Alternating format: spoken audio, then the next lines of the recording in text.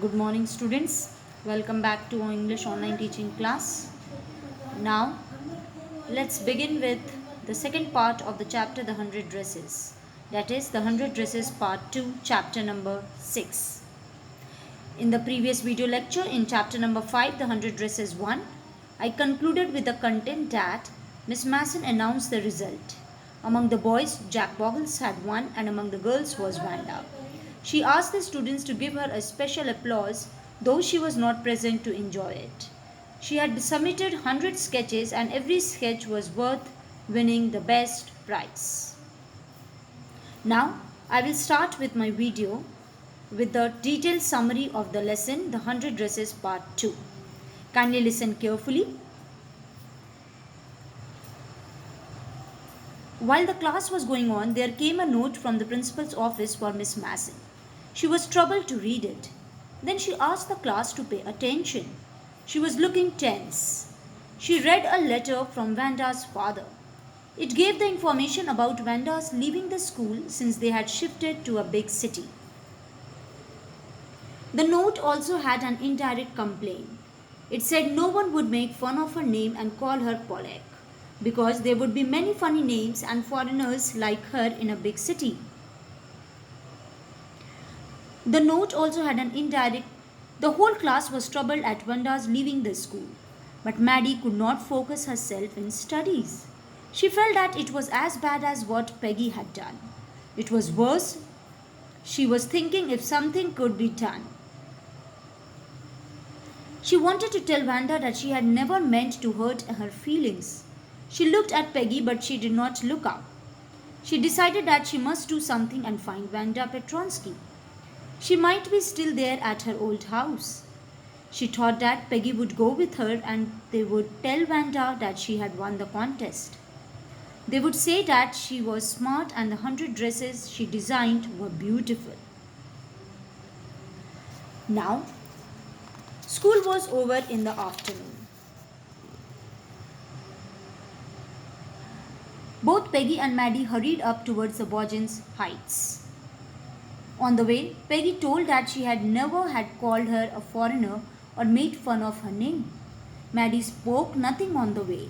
All she hoped was that they would find Wanda. She would tell her that they were being sorry. They would request her not to move away and they would fight anybody who was not nice. Both were proceeding rapidly. On seeing a little white house, they thought it to be the Petronsky house, but there was no sign of life. They knocked at the door, but there was no answer. They thought that the Petronsky had gone. They turned to go back down the hill.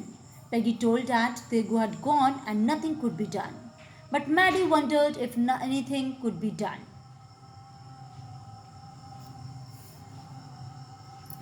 That night, Maddie could not sleep.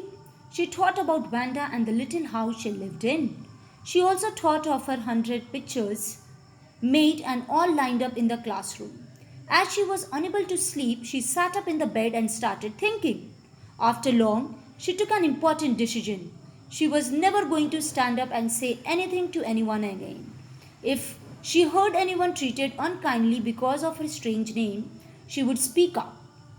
She would not worry if it meant losing Peggy's friendship. She would never make anybody unhappy again.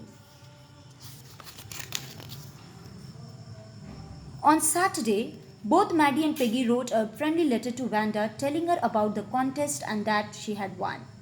They mailed it. They praised her drawings and asked how she liked the new place. In a way, they were feeling sorry. They mailed it to Bogins Heights. Days and weeks passed, but there was no reply. Peggy started forgetting Wanda. But Maddie went on thinking about Wanda. The Christmas time arrived. The classroom was decorated with a Christmas tree. The teacher showed the letter of Wanda Petronsky to the class. It stated her feelings for room number 13. She wrote that girls could keep all those 100 dresses because in her new house she had 100 new ones. She wished Merry Christmas to all. On the way, both the girls held their drawings carefully. The whole atmosphere smiled like Christmas. Maddie reached home, but she felt that she would never see Wanda again.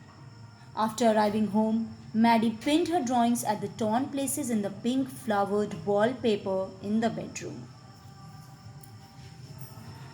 The room became full of life and colors. Maddie looked at the drawings and thought that Wanda had been nice to her. She went on looking at the pictures with tears in her eyes. She noticed the head and the face of the drawings. It was exactly Maddie. She thought that Wanda had drawn for her and she ran to Peggy to show her picture. They went where Wanda's drawing was lying. Maddie raised it and said, "Look, she drew you."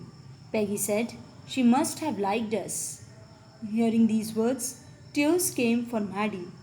Thus, both the girls realized that Wanda liked them very much even though they had teased her. We should never hurt the feelings of others. Nobody can say what may happen. I repeat, my students, we should never hurt the feelings of others because nobody can say what may happen. So here I end the summary of this lesson, children. Hope you got the content. In the next video, I'll discuss the oral comprehension check questions that are given in this chapter. Rest, all important questions I have already discussed in the previous video, but again from this chapter I have given you the important reference to context, important questions that may come for your exams. Thank you.